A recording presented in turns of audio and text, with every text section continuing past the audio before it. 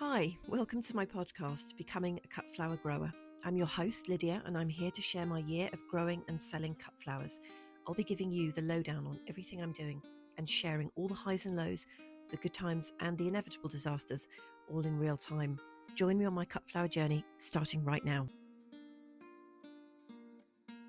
Hello and welcome to the latest episode. It is Tuesday, the 21st of October, 2025, and I am going to try and sound very positive and upbeat, but this is not how I'm feeling. I've had a really lousy day, and for once, I can't even blame it on my hormones.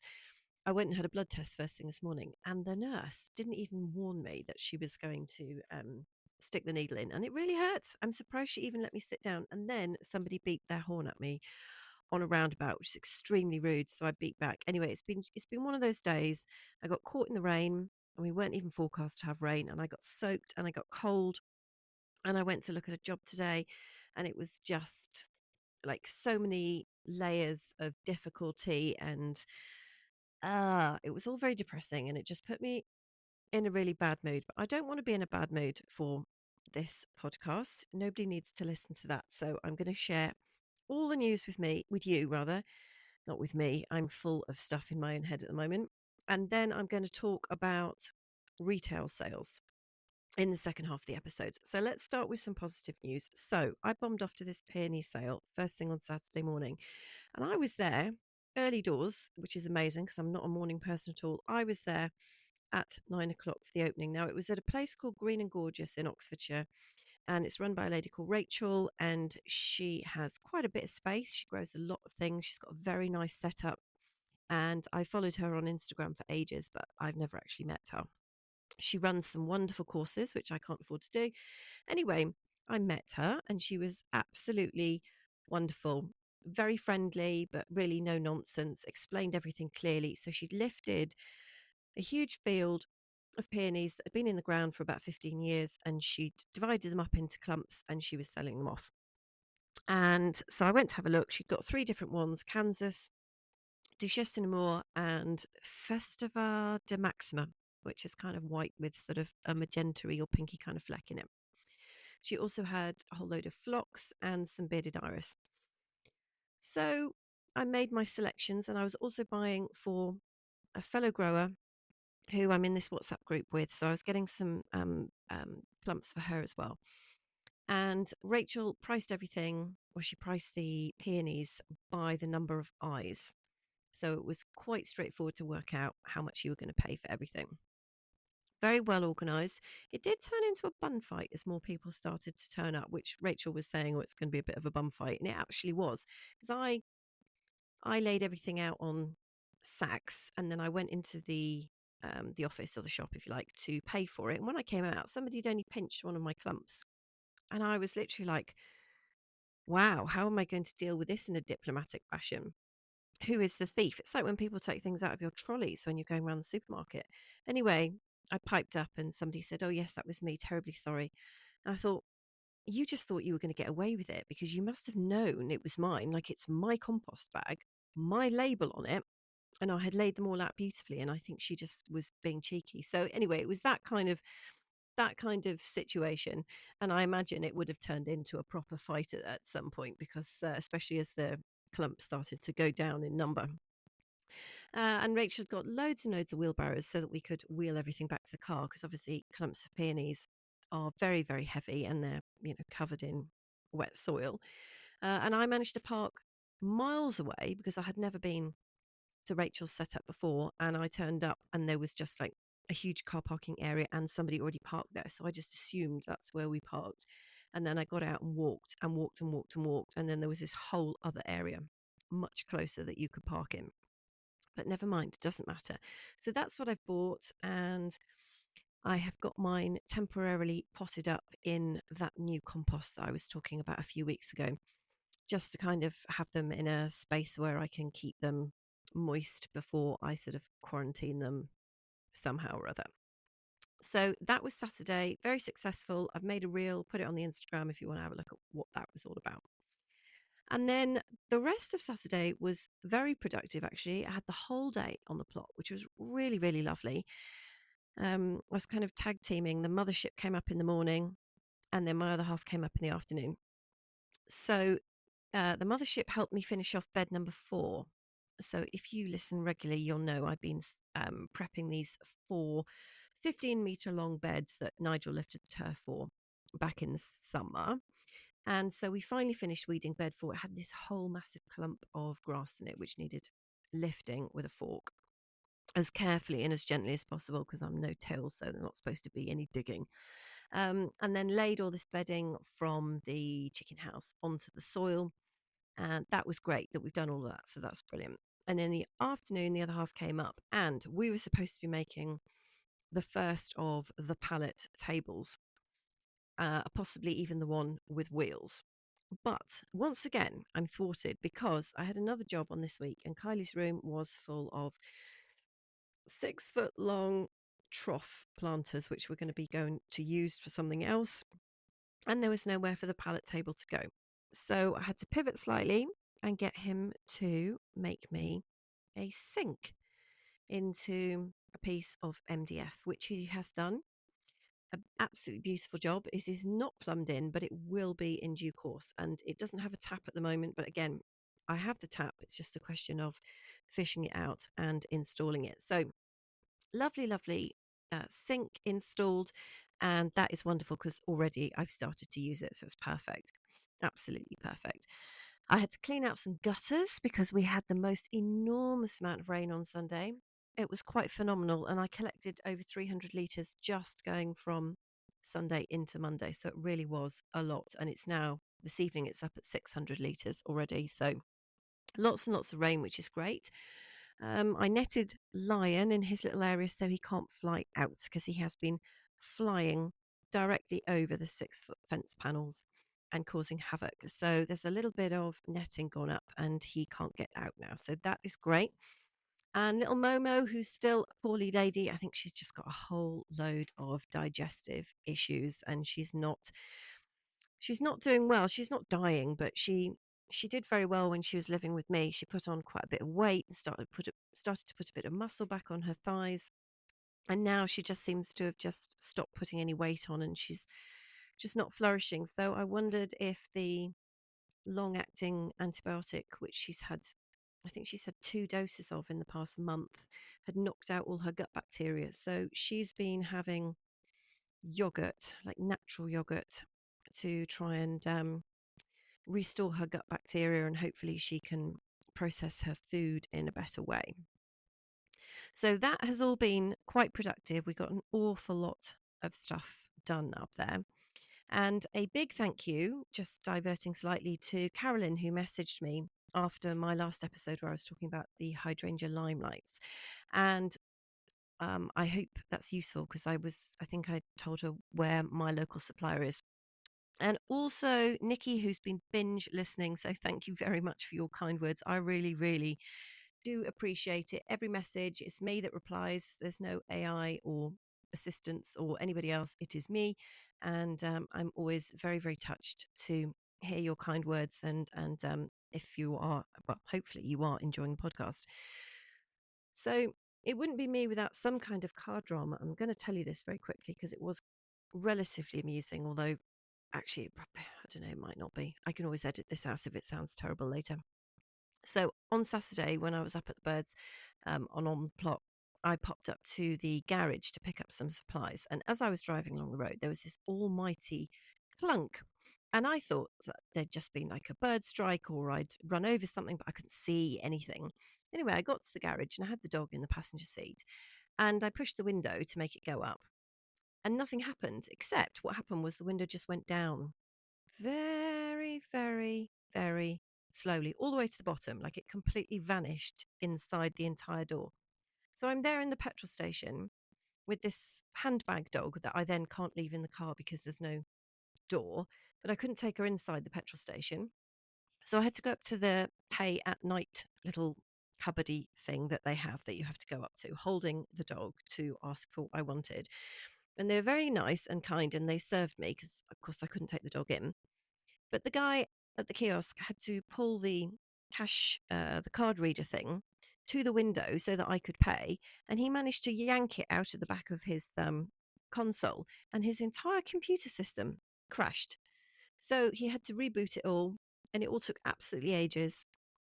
And the point was that then we had to drive home down the road with the window fully down, which was very, very cold and not very pleasant. Anyway, I have a spare door in one of the stables, and that's because I am just jinxed with car windows on the driver's side. Absolutely jinxed. And it's happened once again now with this one.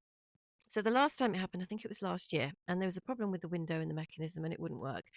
And my other half ended up going down the scrapyard, and he actually just bought me a replacement door. So we just literally took the old door off with a faulty window, put the new door on, plug all the electrics back in, and boom, you're off. And believe it or not, it is cheaper to go down the scrapyard, spend 40 quid on a door, and just put it on than it is to take it to the garage.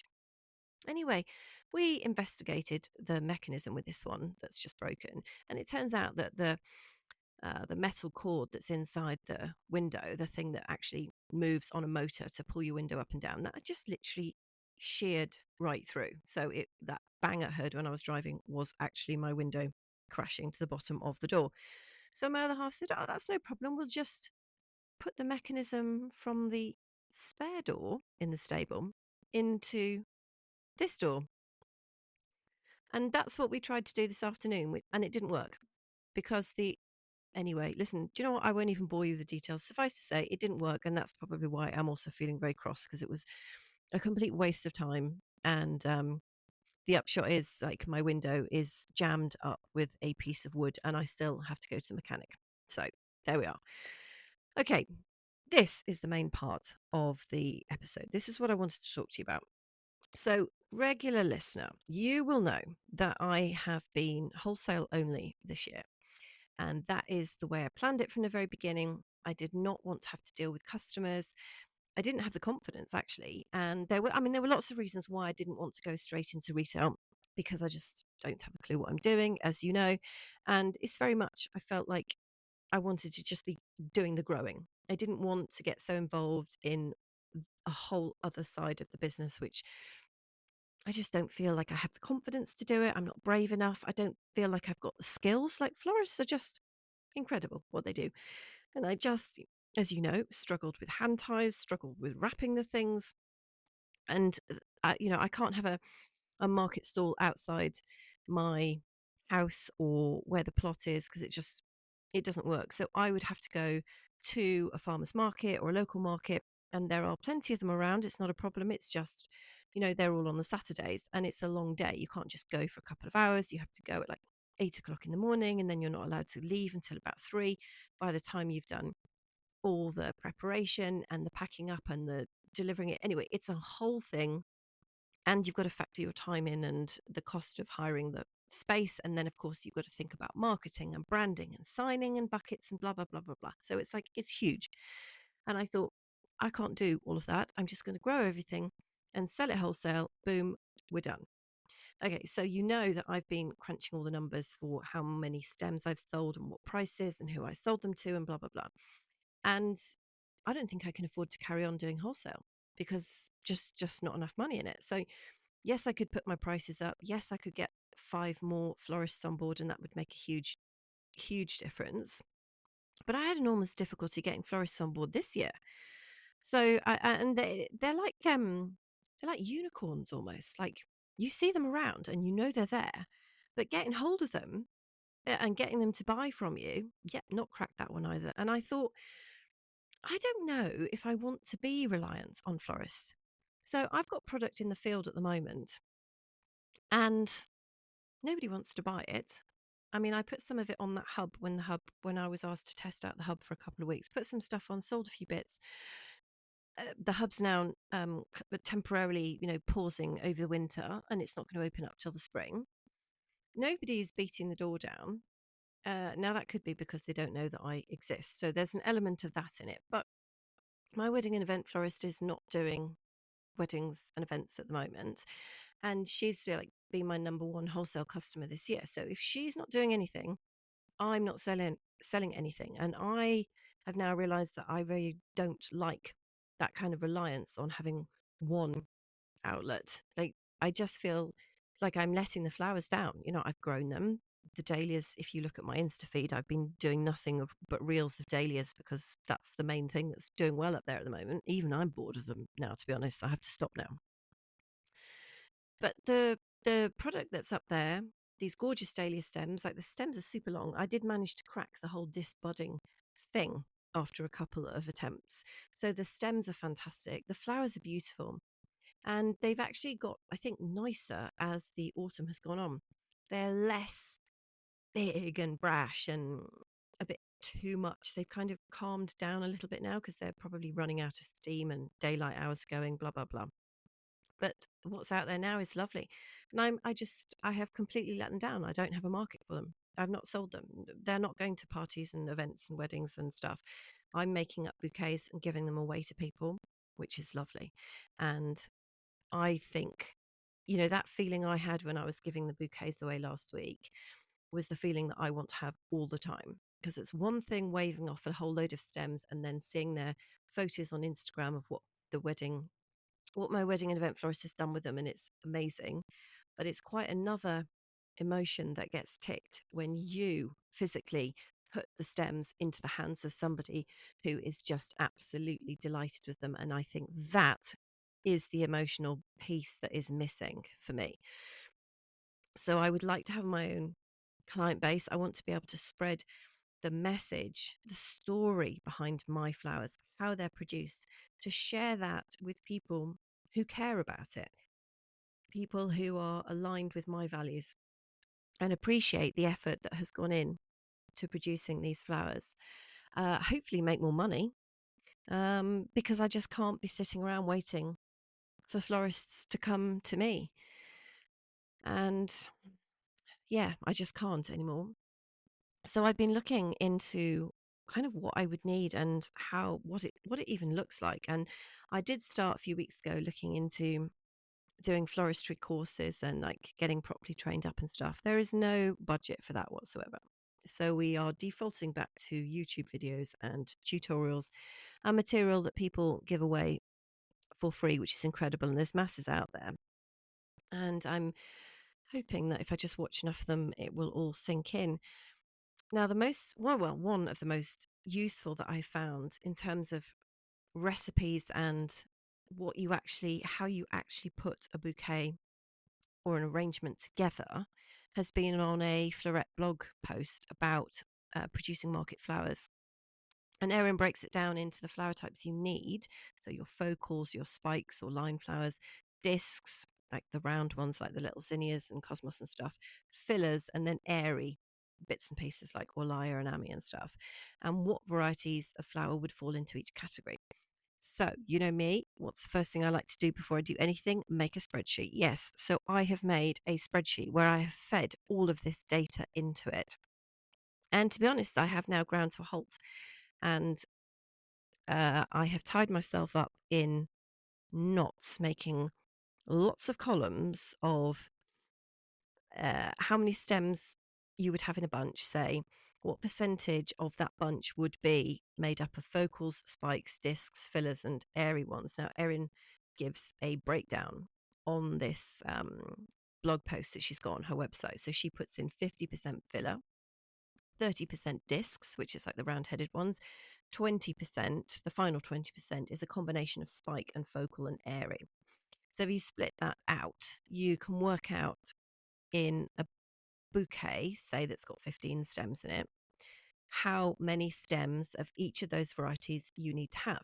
So then you have to go off and get your cost of production and profit and everything else, and then times the margin, which is, I think, by 3 for retail customers, and plug all of these numbers in, which is all a bit bonkers because I don't have enough data for having cost of production figures for everything. So it's all a little bit like trying to make a puzzle where somebody's nicked half of the pieces or a third of the pieces in the box, and you're like, empty all the pieces out onto the table, and someone says, yeah, make that puzzle, and you're like, well, I can only get so far with it until I plug all the numbers in, which I don't have. And one of the things I'm getting stuck on is, like, for example, so like a hydrangea limelight plant, right? So what's the cost of production of that? Because I bought the plant in 2024. Now, it's still in its pot, so I have to plant it. So I can work out how much time it's going to take me to plant it. But once it's planted, what's the cost of production on that? I don't get it. So this is another thing that I have to work out. I mean, it's going to be easier for the annuals because I know roughly how long it takes me to sow a tray, how many plants are in that tray, what square meterage they're going to cover, and roughly how many stems I'm going to get from them. Easier, I guess, with perennials than it is with the annuals. I just don't know. And this really stupid thing I did this year was I did not collect the total number of stems that I cut from each square meter. I do not know what happened to that because I collected a phenomenal amount of data on practically everything. But they're really useful information, like what was the productivity per square meter of, for example, the cornflowers. Don't have that data. So some of the stems, certainly the zinnias, I mean, I've thrown a lot of them away because they all got mildew and nobody wants to buy them. And they were just foul, disgusting colours anyway. So they've gone in the bin. But I didn't count how many stems there were before they went in the compost heap. So yeah, that's all really horrible. And then I'm just looking at this spreadsheet thinking, well, what would a bunch of 15 stems look like? What kind of market price would that look like? And also grinding to a halt with that one as well. Because there's no point if you put in all of these numbers and the computer says, the customer price needs to be £46. And you think, I can't charge £46 for a 15 stem thing. That I don't think that's going to work. Nobody's going to spend £46 on a small stall in my small town on flowers. So you kind of, yeah, you just, I mean, at least with the spreadsheets, you can go back in and mess about with all the numbers and then all the calculations get done for you, which is great. It doesn't all have to be on brain power. But yeah, and then there's the bit of me that goes, Lydia, I think you're overthinking this. I think you should just grow an absolute ton of stuff, cut it all, sell it, take it to the market, wrap it up in these little brown paper sleeves. That is another thing, actually. We need to talk about brown paper sleeves because I have spent hours trying to find brown paper sleeves that are paper at the front and the back. I don't want any cellophane at the front or the back. And seeing as I'm so rubbish with actually just wrapping with a piece of paper, I thought, well, maybe craft paper sleeves would be the answer. But my goodness me, that has been a mission. Um, so anyway, there's all these things to consider, and quite possibly I'm overthinking all of this because all that ends up happening is that I spend so long in the spreadsheet analysis, money thinking type of counting, blah blah blah phase, and then there's not enough doing. But at the same time, I think I can't possibly go up there and just grow a ton of stuff because how many plants am I supposed to know what I need? If I want to sell, say, 20 bouquets per week at the market, and there's 15 stems in each, that's 300 stems a week. But it's not 300 stems of roses. If 50% of that is going to be filler material. So what does that look like? And I'm slowly increasing the volume of foliage and fillers that I'm growing, but I need to kind of massively ramp it up if every bouquet is going to be 50% filler. So that is the sticky situation that I have got myself in this week. And I'm very pleased to have shared all of that with you. And then it feels like it's not all just going round and round in my head. Yeah, I am getting quite excited about the retail prospect. I know I've ground to a halt with the numbers, but I am feeling quite excited about it. I'd love to get in front of people and have a chance to, connect with people and explain where it's all come from and whatnot, and then carry on with the wholesale channel as well. So still be able to offer wholesale flowers to wedding and event florists if that's something that they're interested in. So now I just have to keep practicing and go. I want to go back up and actually count out 15 stems and see if I can knock something up which has got the proportions correct. Because if Erin at Florette is doing it, it's got to be right. So if she says, a 50, 30, 20 split on those items, that is what I'm going to go and do. and I'll go and see how big it is and what it looks like. And then I might just hawk it around and say to people, how much would you pay for this? How much would you pay for this? What do you think the price of this is? And have a practice if I can get hold of some brown sleeves and see what I can come up with that. I've got time because nothing is going to happen until April, May next year. There is time to crack this, but there's just so much to think about. And just when I was thinking about all of the seeds to be doing and, well, all of the things that's to be doing with the growing, I'm just reminded once again that so much of growing and selling cut flowers has very little to do with the flowers and is just cold, hard business, which, depending on how you feel about it, either sucks the life out of you or you feel energized by it. But that is, yeah, that is the cold, hard reality of it. But don't let it put you off. And especially if you're a bit geeky and you love spreadsheets like me, you can have an awful lot of fun messing around with all the numbers. But, you've got to be able to get out there and sell at the same time. But I'm feeling confident about that. I hesitate to say that, but I am. I'm feeling borderline gung ho about it, to be honest, because I'm seeing people who are doing stuff which is I don't mean cut flower growers or florists or anybody like that. I mean, I just see people in life doing stuff that they cannot do, that they don't have the skills and experience for, and they just don't care. Like they just go out and they do it. And I'm in there on the sidelines watching them going, I can't believe you're doing that. Like I haven't got the confidence to do that. And I know more than you. And I'm overthinking it and I just wouldn't. And there are people just literally, sorry if there's any children listening to this, balls to the wall, like literally going for it. And that has to be me because I am tired of being afraid and being on the sidelines and being like, oh, I can't do it. I've never done it before, blah, blah, blah. It's like, no, we're not having that anymore. So that is me being gung ho for Tuesday. And it's 9 o'clock. I'm going to go and get myself some dinner. I hope you have a wonderful rest of the week. Please come back and join me on Friday. Hopefully, I'll be in a slightly better mood. Can't guarantee it though, but maybe. Until then, have a wonderful, safe, and enjoyable and fun rest of the week.